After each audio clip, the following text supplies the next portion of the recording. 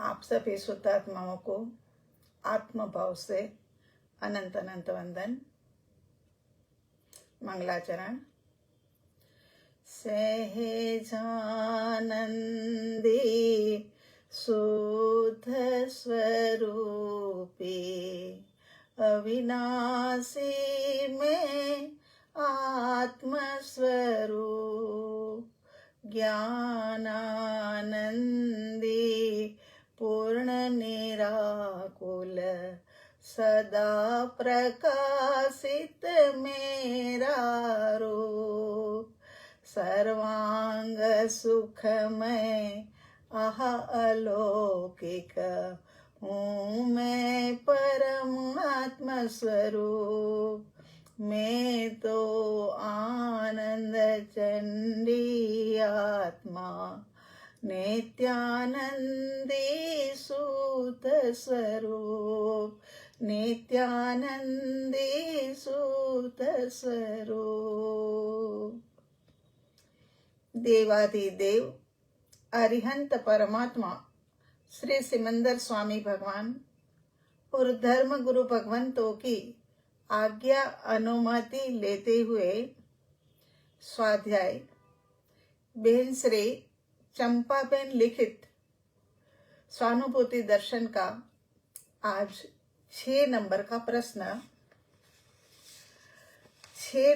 प्रश्न उसके अंदर में राग में सहज एकाकार हो जाता है, उससे पृथक होने का अभ्यास कैसे किया जाए वह समझाने की कृपा करें। 5 नंबर का आसान होने के कारण से नहीं लिया और 6 नंबर समझने के लिए हमारे पास नाम भी आए थे, इस कारण से हमने 6 नंबर लिया है। गलती नहीं हो रही है, ऐसा ना लगे कि कहीं गलती हो रही है ना।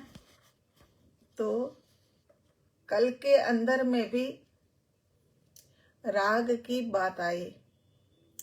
जीव अनंत काल से राग में ही रुका हुआ है।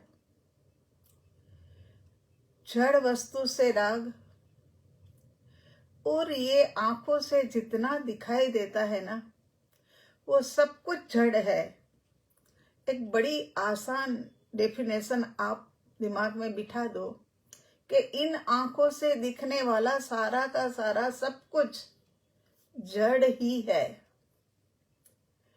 और इन जड़ के प्रति मैं राग करता हूं।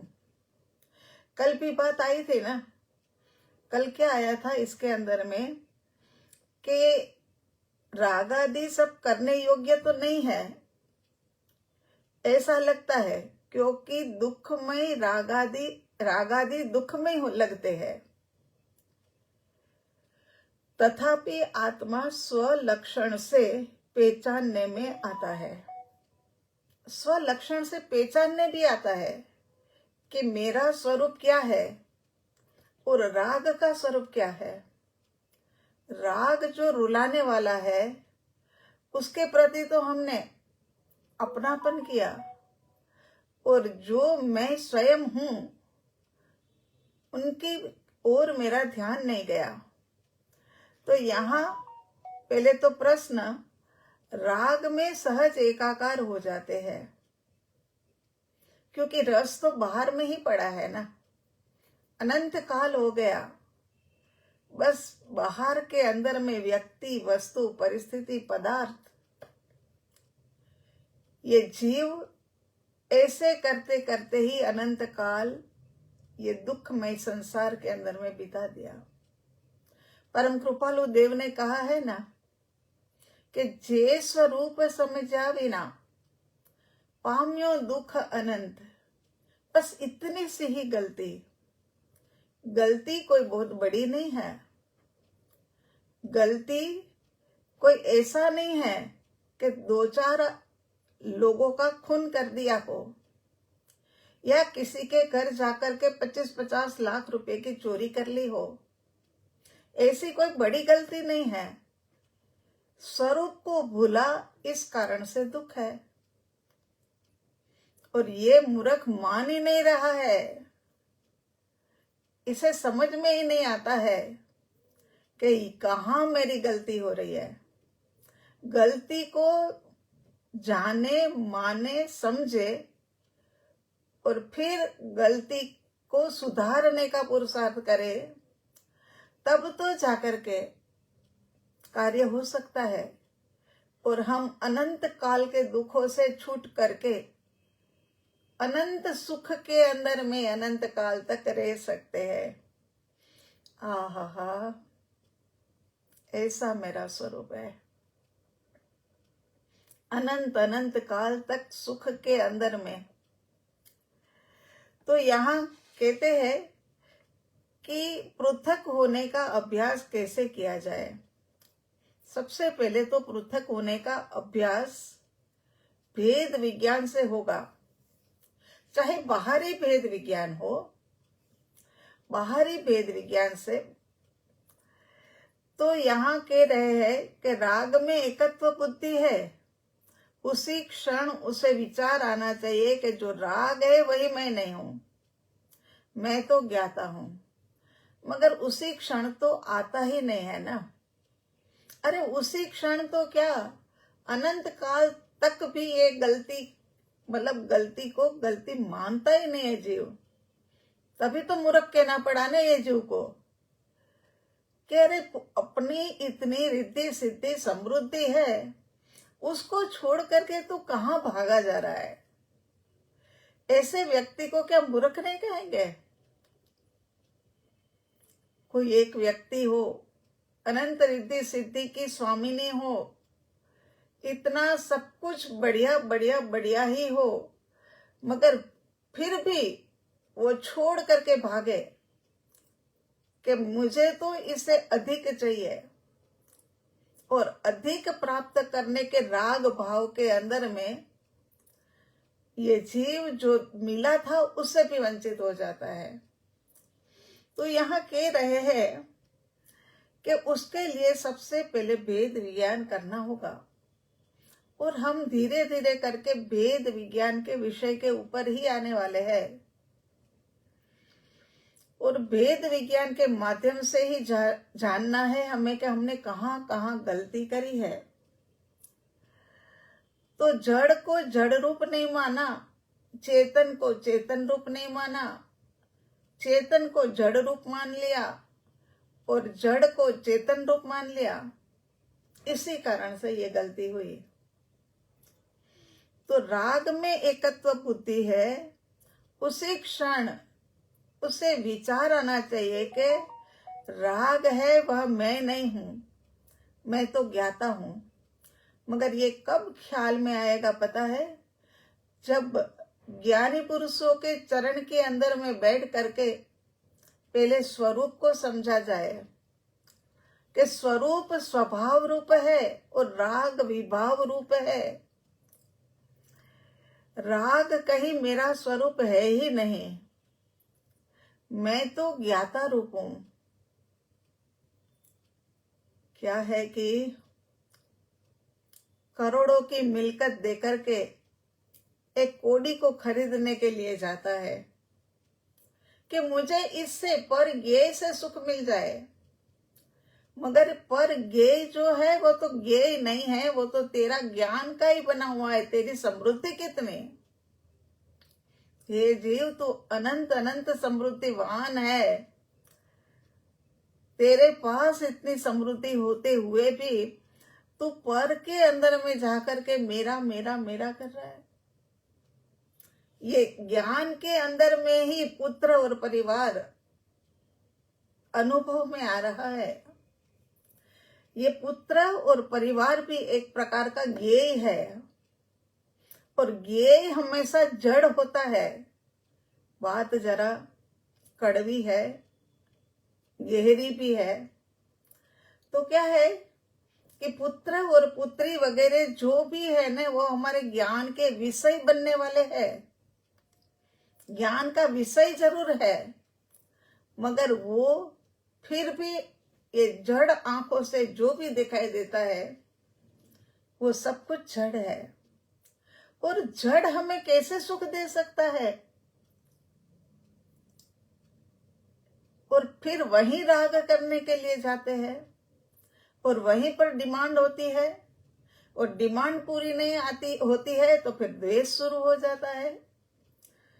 तो यहाँ कहते हैं कि जो राग विभाव भाव है वे आकुलता रूप है, उनमें कहीं शांति दिखती ही नहीं है। आकुलता से पृथक रहने वाला जो शांत स्वभावी है, शांत स्वरूपी है, उसमें राग की आकुलता नहीं है, तनिक भी नहीं है। तो क्या कह रहे हैं कि जो राग विभाव भाव है वे आकुलता रूप है। विभाव में तो आकुलता ही होती है ना। विभाव भाव माने ताप रूप, अग्नि रूप। जहां अग्नि के पास जाए हम ये सोचे कि हमें शीतलता प्राप्त हो। अरे शीतलता प्राप्त हो गए तो आनंद आए, तो मजा आए, ऐसा हम सोचते हैं। तो यहां पर तो हमारी गलती हो रही है। हम बिल्कुल विपरीत भाव के अंदर में जा रहे हैं। तो यहाँ पर बच्चा आंगन के अंदर में खेल रहा है, खेलते खेलते थक भी गया है। उसे ये भी लगता है कि थक गया हूं, मगर फिर भी खेल छोड़ना नहीं है, क्योंकि खेल में से उनको एक प्रकार का सुख और आनंद, खुशी मिल रही है। आनंद तो क्या कहे, हमें लगता है आनंद तो आत्मा का ही होता होगा, उसके अलावा किसी की भी मोनोपोली नहीं है इसमें। केवल ये जो आनंद है वो आत्मा का स्वभाव है। तो विभाव भाव वे आकुलता रूप है। आकुलता रूप है, इसी कारण से दुख है। जहां जहां आकुलता आई वहां वहां दुख आया, और कहीं पर भी शांति दिखती नहीं है। दुख आया ना, उसमें सब कुछ आ गया, हम तो सोचते हैं। दुख का स्वरूप इतना बड़ा है ना कि उसके अंदर में सब कुछ आ जाता है। अशांति भी आ जाती है, खेद भी आ जाता है, सब कुछ आ जाता है, कहीं शांति नहीं दिखती। आकुलता से पृथक रहने वाला जो शांत स्वभावी, उनके अंदर में आकुलता नहीं है।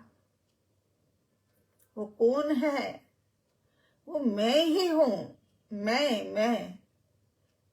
मैं ही हूं माने आत्मा। उनके अंदर में कहीं पर भी आकुलता नहीं है। सच में ही इसी जन्म के अंदर में ये अनुभव कर लेने जैसा है। जैसे जैसे ये अनुभव होता जाएगा अपनी शांति का और विभाव से पर, ऐसा हमें जैसे जैसे अनुभव होगा वैसे वैसे समझ लेना कि ये मनुष्य जन्म सफल हो गया, और भव्यात्मा बनकर के कुछ ही भवों के अंदर में ये जो सुनने का मन हो रहा है ना, कि हम सुने, उसमें से कुछ ग्रहण करें, ये भी भव्यता की साइन है। तो विभाव भाव है वे आकुलता रूप है, और उसी पर किए में से हम सुख मानना चाहते हैं। हम यहाँ लगी हुई फोटो जो है, आहा वो फोटो तो देखो, सोने की फ्रेम से मढ़ाई हुई है। आहा इसको देखो तो सही, कितना अच्छा, मतलब सब कुछ फेस वगैरह कितना अच्छा है,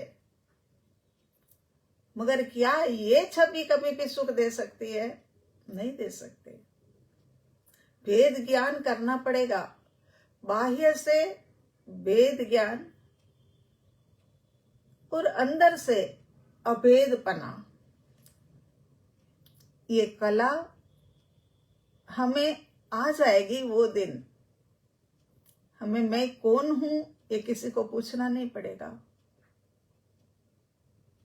फिर समझ आ जाएगी कि अरे जड़ भावे जड़ परिणमे चेतन चेतन रूप। सब अपने अपने स्वभाव में परिणमन करता है। 6 द्रव्य, उसके अंदर में 5 जो है ना वो अपने स्वभाव में ही रहते हैं, 5 विभाव दशा के अंदर में नहीं जाते हैं। केवल एक जीव द्रव्य ही ऐसा है कि वो अपने भीतर की अनंत शांति आनंद को छोड़ करके पर के अंदर में शांति ढूंढने जाता है। ये बहुत ही गलत शब्द है, फिर भी कहा जाएगा कि ये भिखारीपना अपना सबका कब छूटेगा, कब छूटेगा। तो यहाँ आकुलता से पृथक रहने वाला जो शांत स्वरूप है, उसके अंदर में केवल एक ही ऐसा है कि जिसके अंदर में विभाव नहीं है, जिसमें आकुलता नहीं है। और ये बाकी के 5 जो है ना वो अपने स्वभाव के अंदर में है, इसीलिए भी उनके अंदर में आकुलता नहीं है। उसी प्रकार खाते पीते सोते उठते जागते बैठते हर बार भेद ज्ञान किया जाए कि मैं शुद्ध आत्मा हूं, ये खाना जो खा रहा हूं वो आत्मा की आवश्यकता नहीं है, ये खाना जो मैं खा रहा हूं वो खाना तो देह की आवश्यकता है, उसकी पूर्ति के लिए मैं ये खाना खा रहा हूं। उसके बाद है ना ये खाने में राग भाव नहीं आएगा कि देह की पूर्ति के लिए खाना खाना है, उसके अंदर में क्या राग या द्वेष, जो मिला वो खाया, पेट भर गया, जो देह को चलाने की आवश्यकता है आहार की वो मिल गया। ऐसे हर समय पर भेद ज्ञान, खाते पीते, ठंडा पानी मिला तब भी ठीक है, ठंडा नहीं था तब भी ठीक है, क्योंकि ये प्यास जो है वो आहार की आवश्यकता है। जबकि हम सबके अंदर में राग करने लगते हैं कि मुझे अच्छा लगे। कितना कितना बड़ा मिथ्यात्व का सेवन हो गया। मुझे अच्छा लगे माने ये देह में हो गया क्या? 3 काल 3 लोक में भी ये देह अपना होने वाला नहीं है। मैं शुद्ध आत्मा, ये मेरी ही सत्ता कायम में है और मैं ही सिद्ध भगवान जैसा परिणमन करने वाला आत्मा हूं। लेकिन हर चीज के अंदर में ये भेद ज्ञान हो नहीं पाता है, क्योंकि अभी स्व का अनुभव नहीं है। जिस दिन स्व का अनुभव हो जाएगा वो दिन तो फिर बाहर के अंदर में कहीं पर भी रस नहीं होगा, बाहर में कहीं पर भी अच्छा नहीं लगेगा और भीतर के अंदर में ही आनंद शांति का सागर हिलोरा ले रहा होगा। लेकिन आत्मार्थी जीव ये भी समझता है कि बाहर के अंदर में प्रेम करना है, सबसे जीव मात्र से प्रेम करना है, और मैंने जो आनंद का अनुभव किया है, जीव ने जो आनंद का अनुभव किया है, वो उनके चेहरे से चमकता रहे, टपकता रहे, तब जाकर के क्या है कि एक आत्मार्थी का स्वरूप जो समझा है उसका लाभ स्व और पर दोनों को होगा। स्व और पर, सामने वाले को ऐसा रूखापना नहीं लगना चाहिए कि अनुभव कर लिया है, ऐसा और लोगों के माध्यम से पता लगता है, मगर ये तो रूखे सूखे है। इनके साथ तो बैठ करके बात करने का भी मन नहीं करता है। पता नहीं क्या क्या, मतलब सारी बातें ही उनकी आत्मा की। तो फिर ये रूखा सूखा पन्ना एक आत्मार्थी के, एक मुमुक्षु के अंदर में नहीं होता है। राग पर है, उसी प्रकार से जैसे कि हमने अभी कहा कि बच्चा खेलते खेलते थक गया है, फिर भी वो घर में आना नहीं चाहता है। काफी देर से बाहर ही खेल रहा है, मगर भीतर नहीं आना, क्योंकि उसको उसमें आनंद आता है, उसमें मजा आता है। इसी प्रकार से हम भी अनंत जन्म से ये जन्म मरण का खेल खेलते हुए, पर्यायों के अंदर में रमते हुए, हमें भी ये ख्याल नहीं आ रहा है कि ये पर रूप है, अब मुझे भी मेरे घर में जाना चाहिए। अनंत काल निकल गया है और इस जन्म के काफी कुछ आयु भी निकल चुकी है। अगर अब समय हमारा पर के अंदर में जाएगा, ये के अंदर में जाएगा, तो फिर ये आत्मा का, निज आत्मा का कल्याण कब करेंगे? पर तो जुदा ही जुदा है। खाते पीते या किसी भी प्रकार के कार्य करते हुए हमें ये विचार आना चाहिए कि ये शरीर तो भिन्न है, यह खाना भी भिन्न है, ये पेट भी भिन्न है, ये सब कुछ उसी समय यह वस्तु अच्छी है या बुरी है। अभी हमने आपको कहा कि अच्छी बुरी का भाव फिर नहीं रहेगा। पर रूप जाने, स्व स्वरूप जाने, जड़ जड़ रूप जाने, चेतन चेतन रूप जाने, तब जाकर के बाहर का राग कुछ ढीला पड़ेगा।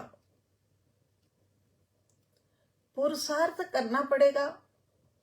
शुरुआत स्व से और बाहर से ही करनी पड़ेगी, अंदर और बाहर से ही करनी पड़ेगी। और ये राग अनित्य है और मैं नित्य हूं, ऐसा बोध मिले कि जिनके प्रति मैं राग कर रही हूं, व्यक्ति वस्तु के प्रति भी कर रही हूं, ये वस्तुएं भी नाशवंत है, अनित्य है। छूटेगी छूट जाएगी, और नहीं छूटेगी तो मैं तो चला जाऊंगा उसको छोड़कर। के साथ ले जाएंगे क्या? ये कहाँ साथ में ले जाने वाली चीज है? वो बात आती है ना कि महात्मा ने एक सुई दे दी कि ये सुई मेरी संभाल करके रखो, पर भव में के अंदर में हम मिलेंगे ना, तब आप हमें दे देना। महात्मा ये जीव की परीक्षा लेना चाहते थे कि इनके अंदर में कितनी समझ है, और महात्मा ने सुई उसको पकड़ाई और उसने हाँ भी कर दी कि हाँ, अगले जन्म में हम आपको दे देंगे। लेकिन जैसे जैसे अध्यात्म समझता गया जीव, ऐसे ऐसे उसे लगा कि अरे यहाँ से तो एक सुई भी लेकर के जा नहीं सकता हूं। और वो महात्मा ने मेरे को बोध देने के लिए ये कहा था, लेकिन मेरी समझ में नहीं आया था। तो यहाँ पर भी हमारे साथ भी ऐसा ही हो रहा है प्रभु। बार बार ज्ञानी पुरुष हमें समझा रहे हैं। आहा, क्या मतलब, परम कृपालु देव को देखो, कांची स्वामी जी को देखो, आहा, निहाल चंद सोगानी जी को देखो, कितने कम समय के अंदर में स्व आत्म द्रव्य का अनुभव करके ही उठे। और वो बैठे भी कहां पर थे? कांजी स्वामी गुरुदेव अपना प्रवचन दे रहे थे, रात का समय था, सोनगढ़ के अंदर, और प्रवचन दे रहे थे। और इनकी ट्रेन कलकत्ते से उनको जाना था, थोड़ी लेट हो गई। प्रवचन का पूरा हॉल भर गया है, बिल्कुल जूते चप्पल पड़े हैं ना, वहीं पर उनको जगह मिली। लेकिन बिना देर किए हुए सोगानी जी बैठ गए तो बैठ ही गए, अपने स्वरूप में बैठ गए। और यहाँ तो प्रवचन धारा जो थी वो तो पूरी हो गई, लेकिन इनकी धारा जो अंदर चल रही थी वो कहीं पर भी स्खलित होने का नाम नहीं ले रहे थे। अस्खलित धारा चल रही थी। उसमें गुरुदेव का शब्द कौन सा था पता है? वाक्य कौन सा था? ज्ञान और राग दोनों जुदा जुदा है, और ज्ञान के कारण से तू रुका है। तू ये ज्ञान के माध्यम से जान ले कि ये जो दृश्य है, ये राग है, वो मेरा नहीं है। तो बस ये वाक्य जैसे ही सुना और भीतर की तीव्र उत्कंठा तो थी, गुरुदेव के दर्शन, गुरुदेव के दर्शन, गुरुदेव के दर्शन, बस जल्दी मिले, जल्दी मिले। लेकिन वो समय था, वो समय पर कहाँ इतने पैसे का जुगाड़ होता है, व्यवस्था कहाँ होती है, इतनी कमाई ही नहीं होती है। और बड़ा परिवार लेकर के बैठे थे सोगानी जी, तो फिर क्या है कि जितनी बार पैसे इकट्ठे करते हैं और कुछ ना कुछ खर्चा आ जाता है और गुरुदेव के पास जा नहीं पाते हैं। 3 बार 4 बार इकट्ठा किया मगर जा नहीं पाए। लेकिन वो तो जब समय आता है तभी जाया जाता है। और एक समय आ गया कि 13 रुपये उनके पास इकट्ठे हो गए। उनको जाने आने के खर्च के लिए केवल 13 रुपये चाहिए थे। वो इकट्ठे हो गए और वो गुरुदेव के पास पहुंच गए। भवितव्यता थी, काल लब्धि की परिपक्वता थी। तो ये भवितव्यता ने उनको सोनगढ़ पहुंचा दिया। और जिनके पास 13 रुपये भी मुश्किल से इकट्ठे हुए हो, वो क्या ऐसा सोचते हैं कि बड़ी आरामदायी मुसाफरी करी होगी? वो तो ऐसे वैसे जैसे तैसे भी धक्के खाते खाते भी भीतर में आनंद है, उल्लास है। और सदगुरु के पास जाने का ऐसा ही आनंद और उल्लास होना चाहिए। मेरे प्रभु, सदगुरु के एक एक शब्द के अंदर में हमें लगे कि पूरा पूरा आगम समा गया है और ये हमारे ये जीव के उन्नति का कारण बनने वाला है। ऐसा जब लगे तब मानना कि सदगुरु देव के चरणों के अंदर में सर्व भाव से समर्पण किया है। कच्चा पक्का समर्पण से कुछ होने वाला नहीं है। और गए तो गए, मगर वहां चप्पलों के ढेर पड़े थे, वहीं पर बैठ गए। और उनका ज्ञान और राग दोनों जुदा जुदा है। ये वाक्य सुन करके अंदर की गहरी धारा के अंदर में पूरी पूरी रात निकल गई। सुबह हो गई, सुबह के 8 बज गए, तब भी वो अपने भाव के अंदर में इतने शांति की धारा के अंदर में प्रवाहित हो रहे हैं। आनंद उनके भीतर के अंदर में हिलोरे ले रहे हैं। आहा आहा, सच में ही ये एक आहा वाला भाव ही देता है। आहा, अलौकिक हूं मैं परमात्मा स्वरूप, ऐसा है। जिन्होंने स्वाध्याय करके ये प्राप्त करने की चाहत रखी हो, ऐसा लगता हो कि बस मुझे यही चाहिए, यही चाहिए, बस मैं ही मैं। बहुत खाया, बहुत पिया और अभी भी खाएंगे पिएंगे, मगर वो खाने पीने में मैं के बिना का रस नहीं आता। मैं का रस मिले तो फिर अच्छा लगे। मुझ स्वरूप निज बोध, है ना। और सुबह के समय पर निहाल चंद जी सोगाने उठते हैं, वो समय पर गुरुदेव के पास जाकर के उनको साष्टांग नमन करके, साष्टांग प्रणाम करके, जैसे जैसे श्रद्धाओं की कमी होती गई वैसे वैसे ये प्रणाम के अंदर में भी फर्क आता गया। पहले के जमाने के अंदर में जहां भाव से, भक्ति से भरे हुए होने, वहां पर साष्टांग नमन होता था, साष्टांग नमन। परम कृपालु देव के पास एक गृहस्थ थे, परम कृपालु देव तो गृहस्थ ही थे ना, फिर भी लल्लू जी महाराज जितनी बार आए उतनी बार वो साष्टांग नमन। और ये तो मुनि थे, और वो जमाना था कि मुनि के प्रति का इतना आदर भाव, अहोभाव होता था कि मुनि किसी को हाथ नहीं जोड़ सकते थे। वहां लल्लू जी महाराज साष्टांग नमन करते हैं कि बस प्रभु, आपके बिना की ये जीवन धारा जो है ना, वो बड़ी दुस्सम लगती है।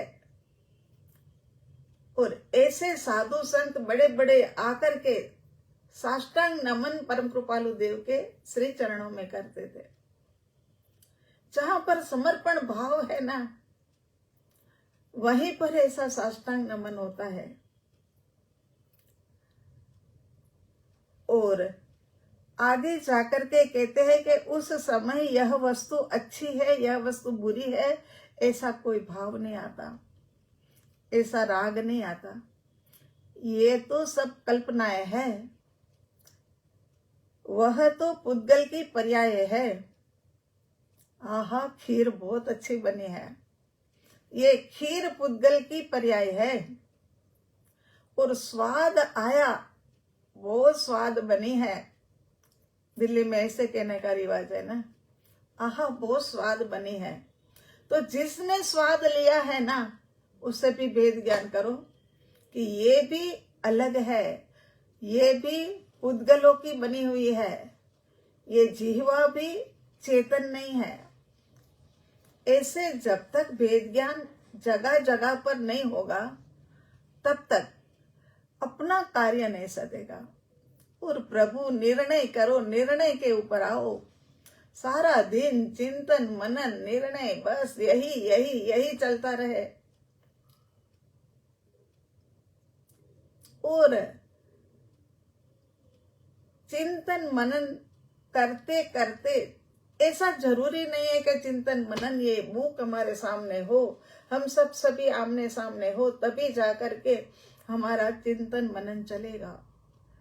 चिंतन मनन करते करते कुर्सी के ऊपर बैठ जाओ, सोफे के ऊपर बैठ जाओ, और बस वो चिंतन की धारा में कहीं गहरे गहरे गहरे खो जाओ।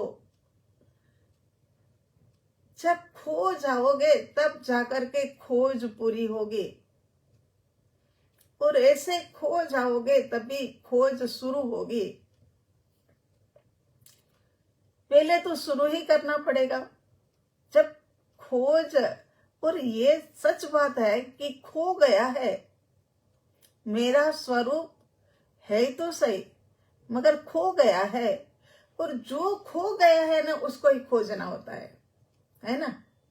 जैसे कि हमारी कोई भी चीज, अंगूठी ही ले लो, डायमंड की अंगूठी थी मगर पता नहीं कहाँ रख दी, याद ही नहीं आ रहा है, तो खोजते हैं ना।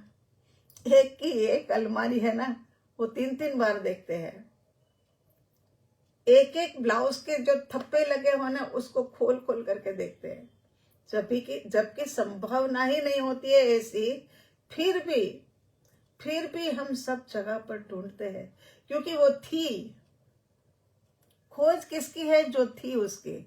अब खोज किसकी है? बस उसी की है कि मेरे भीतर में है, और कुछ समय तक ही मैं ये खोज चला सकता हूं। उसके बाद खोज जहां पर कर रहा हूं ना, जो कर रहा है ना, वो भी यहां से पृथक हो जाएगा, वो भी पंच तत्व में मिल जाएगा। फिर मेरी खोज यहां से अधूरी रह जाएगी। खोया हुआ है उसकी खोज। तो स्वरूप खो गया है तो सही, कहीं से नया बना बुना करके लाना नहीं है, कहीं मार्केट से खरीदना नहीं है, कहीं सदगुरु भगवान के पास जाकर के ये प्रदान करो ऐसा भी नहीं कहना है। सदगुरु भगवान कहते हैं कि तू अपने आप से, तेरे पुरुषार्थ से प्राप्त कर।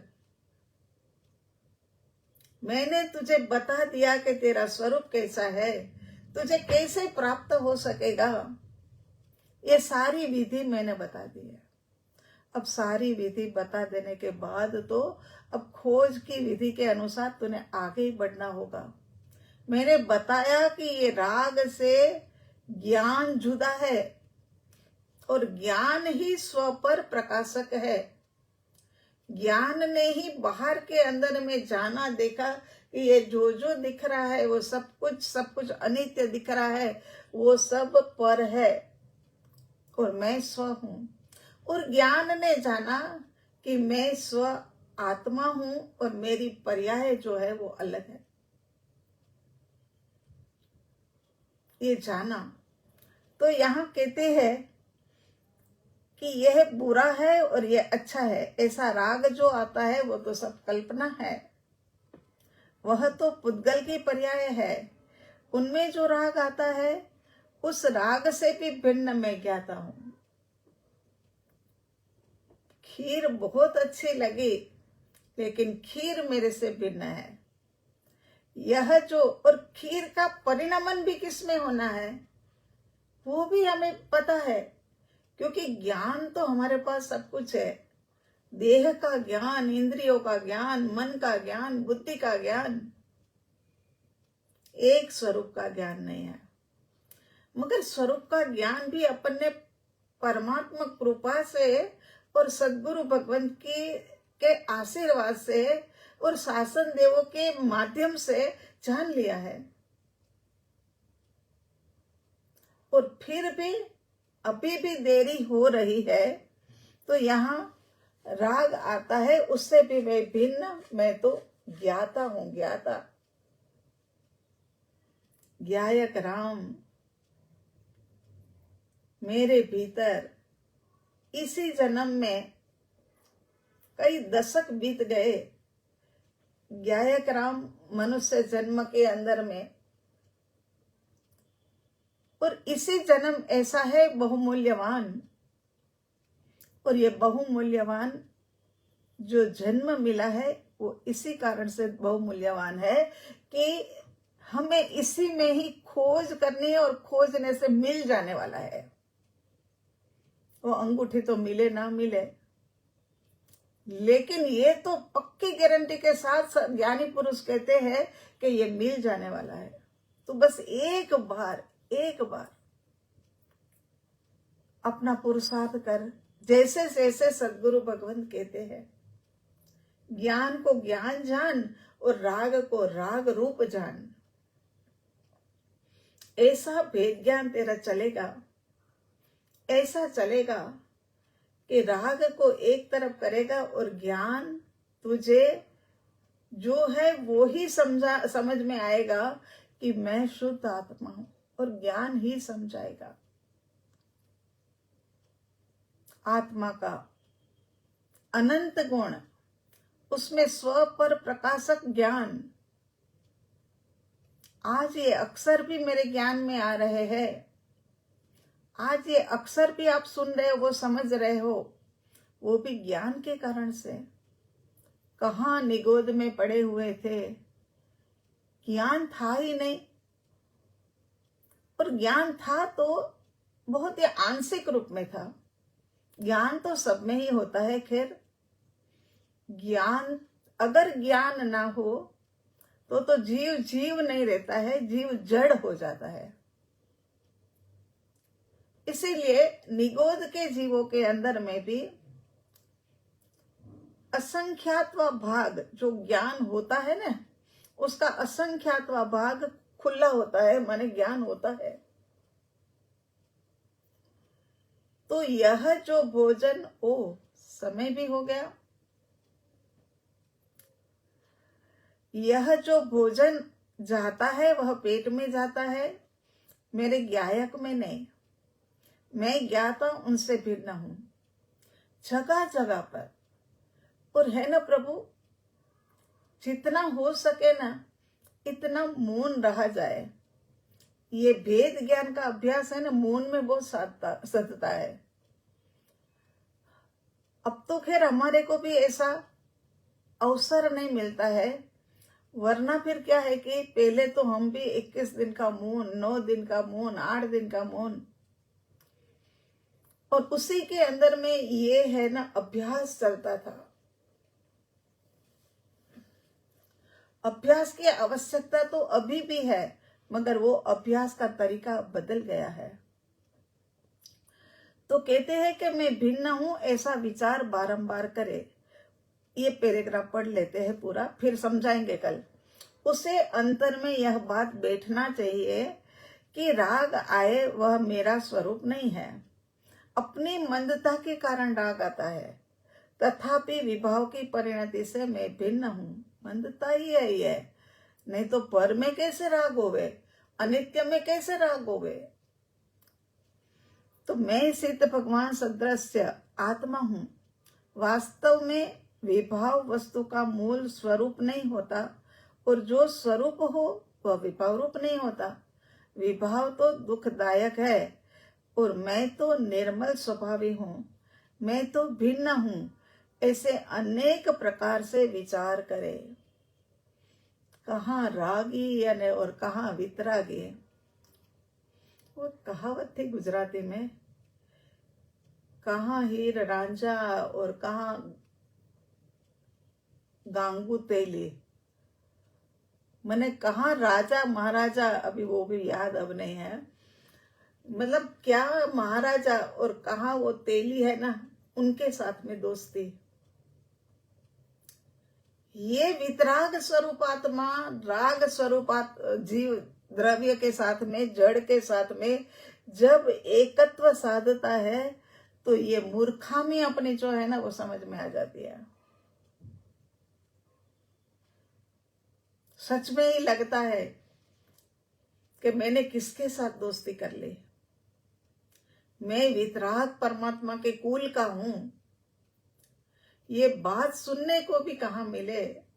ये तो अपना सौभाग्य है कि ये वितराग वाणी, वितराग के कुल के हम हैं, ये हमें जानने समझने को मिला।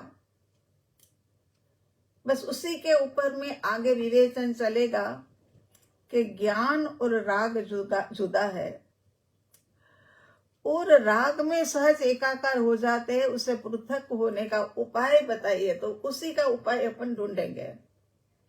ठीक है, कल उसी के ऊपर आगे विवेचन चलेगा। आज का स्वाध्याय यहीं पर संपन्न करते हैं। ओम अरिहंत, ओम शांति।